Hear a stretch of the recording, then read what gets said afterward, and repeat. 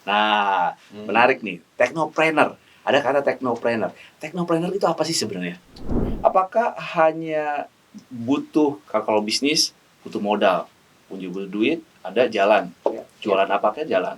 IT pun apakah demikian? Atau, tar dulu. Menurut saya IT itu yang salah satu bidang yang sangat bisa ketika orang itu tidak memiliki pendidikan formal di bidang IT.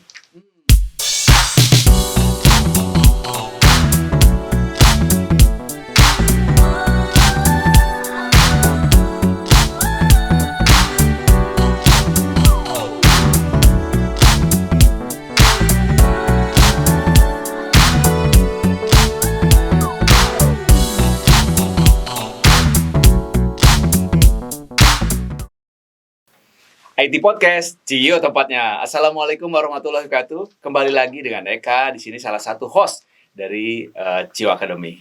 Nah, kalau ada Eka, ada podcast. Kalau ada podcast, ada IT pastinya. Hari ini kita podcast masih seputar IT.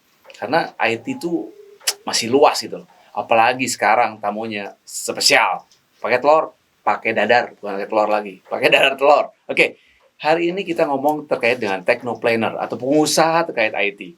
Apa itu technopreneur? Teknologi, planner, entrepreneur mungkin ya.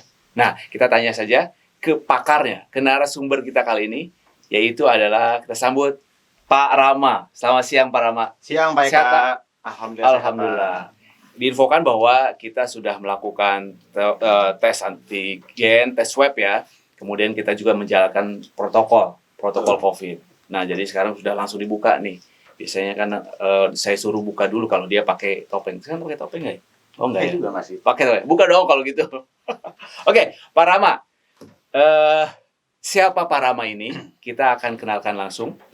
Jadi, beliau ini salah satu technopreneur. Kebetulan teman lama juga. Sudah lama, mungkin hampir saya kenal Pak Rama dari tahun 2013 lah. 13 awal sampai sekarang, sempat juga vakum dan sempat beberapa kali ikut proyek dengan Pak Rama. Nah, ya, dan beliau adalah salah satu technopreneur atau pengusaha di bidang IT. Ya, nah lebih jelasnya kita sambit, kita pretelin dah siapa itu Pak Rama. Oke, Pak Rama. Ya. Pak Rama, kenapa namanya Pak Rama? Enggak lah ya. Pak Rama ini kenapa berkarir di IT? Apakah di awal itu memang suka IT? Atau memang ada kecintaan tersendiri terkait IT supaya akhirnya sekarang terjun ke IT? Oke, Pak Eka. Jadi mungkin kalau kita bicara soal IT, mungkin kita mengerucut sedikit ke komputer, Pak ya. Komputer. Nah, kebetulan komputer itu sudah saya sukai sejak kecil. Oke. Sejak SD lah bisa dibilang. Memang mungkin dulu itu awalnya adalah main game di komputer gitu ya. Ya usia anak SD ya pasti sukanya main game gitu ya. Iya, dulu nggak suka main tokle. Apa itu? Gobak sodor. Itu kan kalau main dengan teman-teman gitu ya. Oke. Tapi kalau di rumah mungkin ya kita mainnya kalau nggak video game, kita mainnya di game dengan komputer. Nah, waktu itu ya ngomong tahun berapa Pak Rama ada komputer ya sekitar 10 tahun lalu lah Pak ya. Lelah, kalau 10 tahun nggak mungkin lah. Pak Rama itu seumuran lebih seumuran Pak Eka senior kan dari kita, saya Pak. lah. Lebih senior dari saya lah. Kita kan aja lihat aja iya. seumuran kan. Enggak. Oke. Nah, kalau komputernya tadi itu memang sejak SD, Pak. Jadi kebetulan di sekolah saat itu sudah diperkenalkan dengan komputer. Saat itu belajarnya mungkin di SD ya udah komputer ya, udah ada sudah komputer. ada. Waktu itu mungkin sekitar kelas 5, kelas 6 SD lah. Sudah ada mulai pelajaran komputer. Memang masih seperti pengenalan komputer secara basic. Nah, masuk ke SMP itu sudah mulai lebih dalam. Jadi udah belajar mengenai word processing gitu ya. Dulu WordStar, Pak. Kalau mungkin Pak Eka ingat, ada WordStar. Ada WordStar ya. Lotus Berarti 123. pakainya masih pakai XT ya? Masih iya, masih XT. komputernya tuh komputer ya pasti kan juga belum ada yang namanya. Udah pakai Windows atau belum nih? Jangan-jangan belum pakai masih Windows, DOS pakai dulu, DOS, Pak. pakai Masih DOS DOS dulu. Pakai DOS ya. Ya, masih pakai DOS. Windows 31 itu kan juga baru mungkin Benar, baru 2000 90-an sampai ya, Pak ya. 94 ya, 94 Ya, 90-an lah ya. Karena kalau 95 kan Windows 95 gitu ya. Iya, Nah, benar. sebelum Windows 95 ya Windows 31. Benar. Nah, mulai dari sana lah sebetulnya saya sudah mengenal komputer, even ke programmingnya pun juga saya sudah mengenalnya di zaman Di SMP. SD.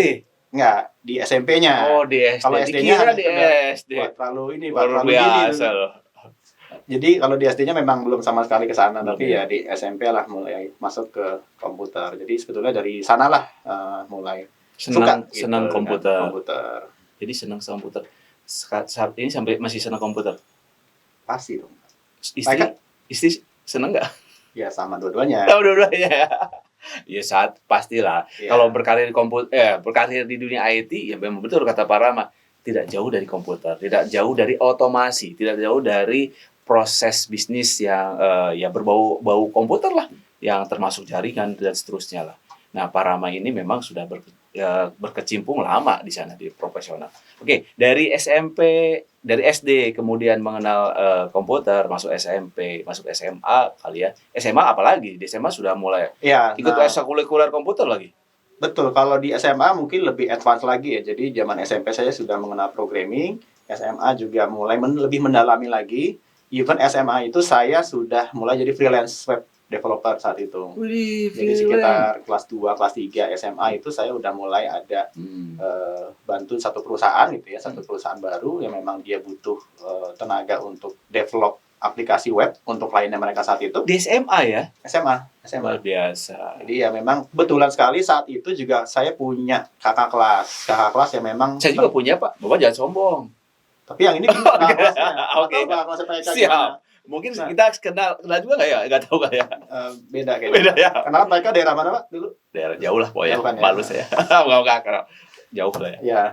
Nah, itu kakak kelas saya kebetulan memang dari sisi dia itu secara pengalamannya atau pengetahuannya udah jauh lebih Udah advance gitu ya. Jadi malah saya diskusi dengan dia gitu ya, dengan kakak kelas ini yang memang secara experience-nya juga Sudah pengalaman programming ada ya. language yang dia kuasai juga udah lumayan advance lah. Bahasa pemrograman apa, Pak, kalau pertama kali SMA itu? Dulu itu SMA kalau secara Nggak dari bilingual sekolah, kan? Nggak bilingual kan bahasa? bilingual dong Pak, kan bahasa Inggris. Oh, bener sih. Oh, ya. Sombong. Kan sintaksnya bahasa Inggris Pak. Oh iya, benar ya. Pasti bahasa Bahasa Inggris. Inggris. Nah, secara dulu mungkin kenalnya kayak Quick Basic Oh, gitu Quick ya. Basic. Quick Basic Dulu ada basic aja Basica, ada deh. Basica ya, ada dulu Basica. ada Real Basic, ada Basica, ada Quick Basic Real gitu. Basic. Nah, atau Pascal, tapi Pascal mungkin agak sedikit advance gitu ya. Dulu pakai bahasa basic itu. Iya, waktu zaman sekolah tuh ya basic lah yang memang SMA itu ya. SMA udah pakai itu. Tapi kalau webnya saya sudah mulai belajar ke PHP. Di SMA itu ya. Di SMA sih tidak ya, tapi yang tadi yang terkait dengan pekerjaan yang freelance ini, Oke. mereka bangun aplikasi web, ya otomatis ya kita pakai teknologinya web itu ya diantaranya adalah PHP. PHP. Ya PHP paling mudah. Oh, bukan paling mudah sih. Mudah lah untuk Ya mudah untuk dipelajari lah di saat itu ya. Meskipun Java sebetulnya sudah ada Pak, cuman Java itu ya memang masih langka lah ibaratnya dari segi informasinya, bukunya dan lain sebagainya itu mungkin. Karena Java kan memang baru dipelajari juga Pak ya pada saat itu ya. Iya. Java. Oke. Nah, begitu masuk SMA, kemudian kuliah juga komputer. Kuliah komputer juga. Komputer juga. Komputer juga karena ya tadi ketika saya sudah suka komputer dari zaman sekolah gitu ya. Jadi lupa semuanya. Pokoknya suka Jadi komputer ya lah. sudah dilanjutkan saja gitu ya. Suka komputer ya sekalian ambil kuliahnya pun juga Komputer. Gitu. Oke, ambil komputer udah komplit berarti. Udah suka, ditambah lagi komputer. Udah Betul. pas gitu ya. Nah, pada saat biasanya kalau SMA aja sudah ada freelance. Apalagi kuliah, kayaknya freelance banyak nih. Project-project kan banyak nih. Iya, lumayan. Jadi memang yang melanjutkan dengan Bisa yang buat jajan lah ya. bisa banget, Pak. Ya bisa waktu itu beli komputer sendiri jadinya gitu kan. Komputer yang memang harus di-upgrade sendiri kan. ya. Di-upgrade lagi dengan yang baru. Karena kan speknya juga harus mumpuni lah, bisa dibilang seperti itu. Oke. Nah, begitu kuliah selesai, Pak Rama langsung berkarir di dunia IT atau kemana dulu gitu loh, berjalan-jalan kemana dulu mungkin atau Oke. langsung kerja di dunia IT. Langsung ke dunia IT lagi. Jadi memang kuliahnya IT. Jadi saya itu kan dulu kuliah di BINUS, Pak. Di BINUS dulu angkatan 2000 ya. 2000 ya udah cukup lama ya. Ya 20 tahun sekian lah ya. 21 tahun. Di kuliah pun juga ada project-project gitu ya yang memang terkait dengan programming gitu ya, terutama terkait dengan web development. Nah, lulus kuliah itu kan 2004. Ya 2004 itu saya langsung masuk ke perusahaan IT juga gitu ya. Memang dia project-projectnya pengembangan sistem informasi. Ya, saya masuk ke sana sebagai programmer saat itu. Programmer juga sama, programmer PHP. Karena memang itu yang saya kuasai dari yang zaman kuliah tadi ya sampai belum masuk Java ya. Java belum. Meskipun tinggalnya di Java Barat ya. Tinggalnya Jakarta sih. Jakarta. Oh iya, bisa di Jakarta. Jakarta, Pak. Saya dulu di Jawa Barat di Bandung, Di Bandung, dulu sebelum masuk ke Jakarta. Ya, ya. Oh iya. Oke. Masuk Java, kemudian berarti awal sekali berkarir di IT itu programmer. Programmer. Nah, gimana cara Pak Rama bisa menjadi entrepreneur atau technopreneur? Nah, menarik nih. Technopreneur. Ada kata technopreneur. Technopreneur itu apa sih sebenarnya? Oke, sebetulnya sih sederhana sih ya. Technopreneur itu kan adalah teknologi entrepreneur gitu ya. Jadi memang ibaratnya entrepreneur atau pengusaha yang di bidang teknologi. Ya ibaratnya memiliki bisnis atau salah satunya bisnis IT ya. IT itu kan teknologi gitu ya. Jadi ya dia bisa dibilang sebagai own the business dan run the business gitu ya. Memiliki bisnisnya sekaligus juga menjalankan bisnisnya. Karena bicara kalau soal on the business ya mungkin belum tentu entrepreneur gitu ya. Ibaratnya kita beli saham perusahaan IT gitu yang udah TBK di bursa. Kita juga udah termasuk. Iya, kita udah on the business. Tapi kita hanya on the business, kita hanya punya bisnisnya tapi tidak menjalankan secara langsung gitu. Tapi apakah harus berkecimpung atau masuk juga ke dunia IT seorang technopreneur gitu? Baiknya iya, karena kalau bicara ya. teknologinya ya kita menganggap ini adalah technopreneur yang memang usaha IT, kita paling tidak harus tahu betul gitu ya bisnis IT-nya seperti apa yang kita lakukan, gitu, apa yang kita deliver. Jadi saya kalau ngelihat Pak Rama ini seakan-akan tahu gitu prospek IT ke depan tuh cerah gitu.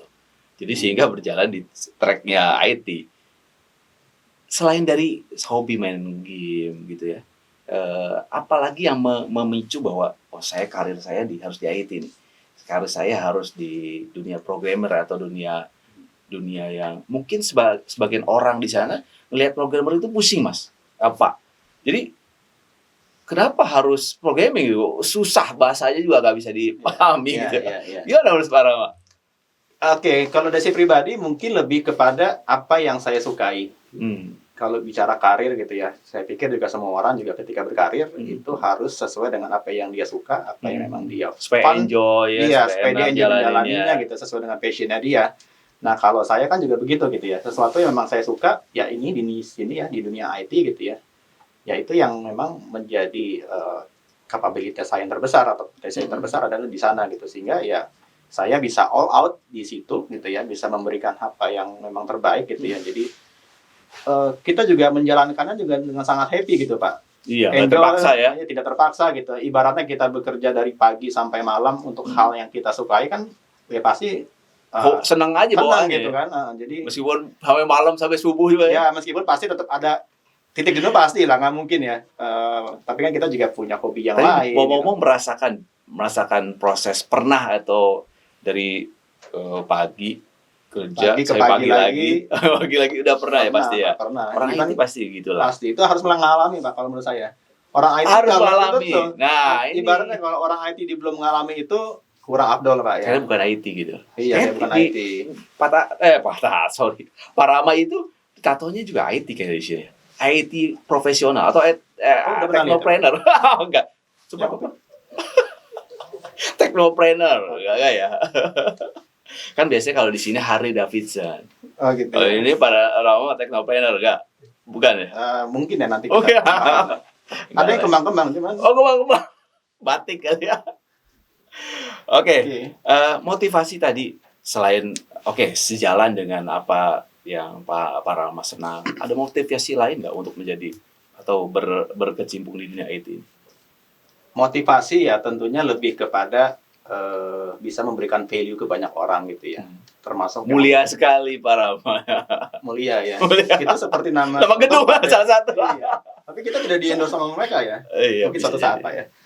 Siap. Jadi amin. Lebih memberikan value, kemudian juga kan sebetulnya IT itu bisa sangat membantu banyak hal gitu ya. Tidak hanya di satu industri. Saya pikir kan sekarang kalau bisa dibilang semuanya pasti butuh IT gitu. Betul. Hal-hal yang terkecil yang karena tidak terpikirkan ya dengan IT udah pasti sangat support untuk itu gitu. Betul. Membantu itu bukan hanya ngasih uang atau ngasih sesuatu ya, tapi Iya, dari artinya sisi kan bisa membantu dari berkontribusi sisi banyak proses hal. kan Iya. bisa.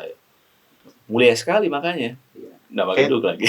Diulang lagi. Ada ulang lagi nanti. 3 kali dapat piring nih, Pak. Oke. Aduh, apa Ramadan aja deh. Nah, tadi selama berjenjang di dunia karir ya, pasti harus ada background. Rama di kuliah kebetulan jurusan IT. Bisa nggak sih kalau mungkin di teman-teman di luar sana itu ada beberapa yang dia mau jadi programmer, tapi saya otodidak atau saya tidak kuliah gitu loh. Bisa nggak kira-kira menurut Pak Rama sendiri? Menurut saya IT itu yang salah satu bidang yang sangat bisa ketika orang itu tidak memiliki pendidikan formal di bidang IT. Karena semuanya bisa dipelajari secara otodidak, Pak. Itu ya. Apalagi kalau sekarang bicara IT, sumber untuk materi itu banyak ya, YouTube. Bukan, itu dia. Artinya YouTube gitu kan. Begitu buka tak internet udah apapun ada gitu. Untuk kita training sesuatu online juga ada, tutorial sudah ada gitu. Untuk IT itu sangat mungkin sekali. Berbeda halnya dengan kedokteran, Pak. Oh gitu ya. Kedokteran jangan sampai pernah pilihan kedua dokter nih. Dulunya ya. Dulu ya, kalau zaman kecil tuh pasti kan cita-cita jadi dokter, kalau enggak polisi, jadi pilot segala macam gitu ya. Benar-benar. Kalau sekarang kan mungkin anak-anak sekarang YouTuber misalnya gitu ya. Atau jadi blogger, influencer. Nah, ini Pak, kembali yang tadi. Coba bayangkan ketika Bapak ke dokter gigi aja misalnya. Kemudian Bapak nanya, "Dok, dokter tuh lulusan mana?" "Oh, enggak, saya otodidak." Bener. Yang ada kan tinggalan gunting di dalam perut gitu ya. Tapi kalau programmer lulusan mana? Saya sih jurusan pokoknya yang penting nggak usah ngomong deh, yang penting kamu bisa ngerjain. Iya, betul kan? Iya, benar. Mungkin jurusan non IT misalnya kan, jurusan ekonomi gitu nggak ada masalah. Benar. Banyak juga sih ternyata memang saat ini yang backgroundnya juga bukan IT. Betul, banyak di lingkungan saya, di tim saya juga ada yang non IT menjadi IT, atau kebalikannya justru. Kebalikannya memang dari sesama IT, sama angkatan saya gitu ya di kampus, kemudian dia kerjanya malah non IT, betul. Oke. Jadi yang kembali yang ke tadi sebetulnya nggak ada masalah. Nggak ada masalah ya, background apapun ya. Soalnya salah satu informasi bahwa IT nggak cuma programmer. Ya, mungkin salah satunya jalurnya programmer, tapi ada networking di situ kan, ada bisnisnya sendiri, IT governance dan seterusnya. Banyak juga ya Pak. Luas betul Pak. Nah, sebagai pelaku bisnis khususnya di IT, apa yang perlu dihindari menurut Pak Rama dari sisi karir atau karir dari IT lah atau technopreneur dari IT? Oke, yang harus dihindari Pak ya. Kalau saya mungkin lihatnya dari apa yang sebetulnya harus dimiliki dulu. Harus dimiliki. Jadi punya dulu baru dihindari gitu. Baru langsung hindari. Karena ya kita harus menjadi yang punya komitmen gitu ya. Punya komitmen, jadi trusted juga gitu ya. Jadi kepercayaan itu kan mahal ya. Jadi ketika kita bangun relasi pun juga bukan emas aja yang mahal Pak ya? Iya, tapi lebih mahal kepercayaan. Oh iya. Percayaan bentuknya kayak gimana tuh? Bulat. Nah, itu nanti saya susah lah ya. Kita berdua aja lah. Iya. Jadi ya seperti itu ya. Jadi masalah kepercayaan, masalah komitmen, kemudian juga masalah kapabilitas kita, kompetensi kita gitu. Jadi itu yang harus kita punya. Yang harus dihindari adalah ya jangan sampai kita menjadi pribadi yang tidak bisa dipercaya misalnya gitu ya. Tidak komit gitu yang harus udah nggak boleh lah. Even mau pelaku bisnis maupun kita sebagai pegawai pun juga saya pikir itu juga kepercayaan tetap harus ada gitu. Kepercayaan, kemudian ya dari sisi kita juga apa yang kita janjikan itu kita laksanakan gitu kan. Kedisiplinan menurut saya itu adalah hal-hal yang basic yang kita harus miliki Pak. Dan itu juga sebetulnya nggak hanya untuk di IT gitu kan. Betul. Artinya di semua karir kita, di semua bidang karir itu kan juga yang hal-hal seperti itu yang karena termasuknya relationship ya, berhubungan, karena koneksi antar IT juga. Saya pindah ke satu tempat atau saya ke satu lingkungan komunitas ketemu orang IT juga, itu juga gitu loh. Iya. Itu juga betul Pak. Karena gitu apalagi kalau dunia IT itu saya bilang itu sebetulnya cukup sempit gitu. Kadang kita ketemu Pak Eka lagi. Iya, lu lagi. 2 hari lalu. Iya, ketemu lagi. Ya gimana kita kan bareng kalau sekarang. Gitu Pak. Artinya seperti itu ya, dengan relationship antar personal juga sangat harus apalagi sebagai technopreneur ya. Betul. Relationship koneksi. Nah, itu lebih penting banget kan. Betul. Mungkin project bisa timbul dari situ kan. Wah, banyak. Itu dia. Iya. Gimana tip-tipnya atau ada ini nggak supaya saya bisa jadi seorang technopreneur yang apakah gini, apakah hanya butuh kalau bisnis butuh modal, punya duit, ada jalan, jualan apakah jalan. IT pun apakah demikian atau tar dulu seperti tadi Pak Rama bilang, kamu harus tahu dulu, paham dulu IT itu apa, kamu harus kecimpung dulu, harus juga berangkat pagi, pulang pagi lagi. Nah, apakah memang harus gitu? Artinya harus memahami betul IT yang seperti apa gitu ya Pak ya. Memang yang tadi sempat Pak Eka singgung adalah IT itu kan cukup luas Pak ya. Termasuk dari sisi role-nya sendiri juga macam-macam gitu ya. Bicara IT tidak melulu bicara soal menjadi programmer misalnya. Ada yang menjadi IT support gitu ya, kemudian menjadi IT analis atau menjadi IT project manager gitu ya. IT security. Jaga di depan pintu. Oh, bukan ya? Betul juga Pak. Pintu apa dulu? Iya, pintu jaringan center gitu ya. Oke. Jadi itu kan sebetulnya juga hal-hal yang harus dipahami dulu. Artinya ketika orang berkarir di IT, dia harus tahu dulu gue mau kemana nih gitu. Gue mau jadi IT yang seperti apa gitu. Jangan juga mau menjadi Superman juga nggak bisa gitu ya. Ibaratnya mau jadi support iya, mau jadi DBA iya gitu, mau jadi PM juga. Tapi gitu. ada nggak yang jadi kayak seperti itu? Bisa jadi ada dalam konteks adalah ketika dia mau mencoba. Kalau saya sendiri juga pernah melakukan itu. Artinya mengetahui lah pernah support seperti apa sih gitu. Menjadi programmer iya pernah, menjadi analis pernah, menjadi PM juga pernah gitu ya. Artinya kan paling tidak kita tahu gitu ya. Sehingga pada akhirnya menemukan kira-kira itu kita cocoknya di mana gitu. Hatinya di mana gitu. Dan jangan juga berpikir bahwa misalnya menjadi PM itu adalah menjadi karir yang diharapkan oleh semua orang IT, belum tentu ya. Betul. Bukan jaringan juga belum tentu kalau misalnya dia atau jadi IT security juga belum tentu di situ. Belum tentu gitu. Jadi temukanlah jati diri Anda gitu. Waduh, kira-kira benar tuh. Jadi kalau mau jadi IT itu luas. Jalanin dulu aja, terjun dulu aja, kecemplung dulu aja gitu ya. Nanti coba cari ternyata IT itu bisa programmer, bisa jalurnya banyak, channelnya banyak. Betul. Tinggal ikutin gitu. Apalagi yang tadi yang saya sampaikan bahwa ternyata untuk belajar IT kan materinya banyak di mana-mana. Materinya bisa diambil dari mana pun. Bisa dilihat dulu dari yang lain gitu ya. Pakai mungkin lembaga pendidikan atau training itu banyak ya sekarang ya. Banyak. Kursus mungkin lebih tepat sasaran ya. Bisa. Kamu misalkan si A si B mau belajar DLP atau belajar katakan sekarang lagi Java, Java lebih mudah kan langsung aja ambil training Java ya. Iya. Jadi memang ya kembali ketika dia sudah menemukan kira-kira posisi mana atau role mana yang dia pas, dia tinggal dalami itu gitu, training lah di situ. Supaya terkait dengan ini Pak Rama. Untuk menjadi seorang profesional, tadi satu hal bahwa karir atau kita bekerja di IT background-nya apapun.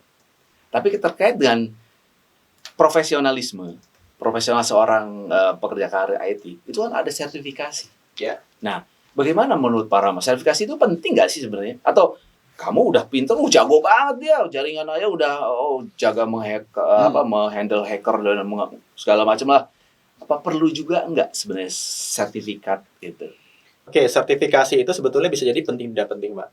Kadang tergantung juga dengan kira-kira dia akan menjadi praktisi IT yang seperti apa atau konsultan IT yang seperti apa gitu ya. Karena ada beberapa hal di mana memang sertifikasi itu diperlukan sebagai prasyarat untuk dia katakanlah menjadi trainer atau project gitu ya, atau project dia harus punya sertifikasi PMP misalnya. Gitu ya. Tapi bisa jadi memang orang yang tidak punya sertifikasi pun sebetulnya jangan kemampuannya juga jauh lebih bagus dibanding yang punya sertifikasi gitu kan. Banyak juga itu betul. Banyak juga yang begitu gitu. Benar-benar dia praktis gitu ya. Kalau sertifikasi kan mungkin dia hanya lah teori tapi tidak pernah terjun langsung di lapangan misalnya. Nah, kalau yang project manager udah experience, dia sudah banyak mengenai banyak project gitu ya. Tanpa sertifikasi pun juga pasti dia bisa cukup mampu untuk menguasai bidang project manajemennya itu gitu. Pak Rama sendiri sebagai seorang technopreneur, kalau merekrut atau bekerja sama dengan para kerja IT, itu perlu nggak sertifikat itu? Atau mendahulukan, ya penting kamu bisa? Kalau saya sih, yang poin kedua, yang penting bisa gitu ya. Karena kembali yang ke tadi, sertifikat tidak menjamin bahwa orang tersebut memang baik gitu mampu gitu ya. Ya, karena memang kan bisa. artinya sertifikat itu kan diperoleh dengan dia ujian yang mungkin cukup singkat gitu ya. Bukan jam terbang gitu ya. Karena kalau yang kita lihat kan menghafal harusnya juga bisa kan? menghafal juga bisa, atau mungkin dia hoki gitu ya, waktu mengerjakan ujiannya ternyata asal isi ternyata betul gitu. Misalnya seperti itu. Tapi ya tetap kita lihat lah. Kalau dia bagus dan punya sertifikat udah pasti lebih bagus lagi. Ya, Udah yang menjadi value edit yang itu mah bonus lah berarti. berarti. Bonus gitu ya. Double. Oke. Sekarang kan kalau berbicara IT, itu perkembangannya cepat banget ya. Tren teknologi juga oke. Katakanlah kita baru belajar, saya sendiri baru belajar di sini, teknologi udah jauh kemana.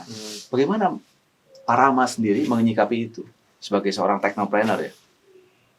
Iya, pastinya begini, kita juga tetap harus selalu update gitu ya. Jadi kan tadi media-media untuk kita belajar itu kan banyak ya. Jadi kita juga harus mengikuti tren yang ke depan seperti apa gitu ya. Jadi kita juga harus up to date gitu ya. Jangan sampai teknologi jadul tuh masih kita bawa-bawa, masih kita jual-jual gitu kan. Itu udah obsolete gitu ya. Nggak mungkin lah pakai XT lagi kan. Nggak mungkin pakai XT lagi gitu kan. Jadi ya pasti juga kita juga harus up to date dengan kondisi yang terkini, trennya kemana arahnya, katakanlah ada soal artificial intelligence misalnya, atau blockchain gitu yang sekarang lagi hit gitu ya, cryptocurrency dan lain sebagainya, itu paling nggak kita tahu. Sehingga dari situ sebetulnya kita bisa menggali kira-kira potensi apa sih yang kita bisa lakukan terkait dengan teknologi tadi, dan lebih bagusnya adalah ketika kita bisa menemukan solusi atas permasalahan klien kita gitu ya, dengan menggunakan teknologi tadi gitu. Itu kan menjadi pastinya kita bisa lebih tahu lah, lebih bagus lah ya. Jadi ada competitive advantage lah dibanding dengan yang lain gitu. Nah, bagaimana untuk mengupdate-nya Pak Rama?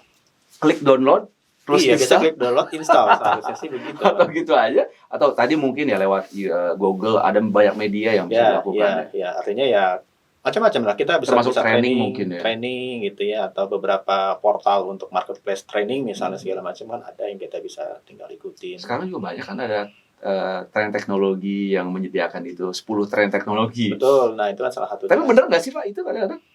Atau ya betul Pak, betul ya. Betul. Karena kan mereka juga lakukan itu dari beberapa research kan. Oke. IoT gitu IoT, ya. Betul. Ya. Oke. Itu yang kita sambil cari tahu juga sebetulnya sekarang ini. Oke. Kalau berbicara tadi bisnis itu kan ada tantangan pasti ya, ada kendala.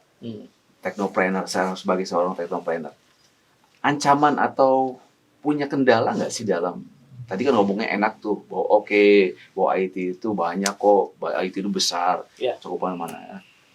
Ancaman atau tantangannya apa nih sebagai seorang technopreneur?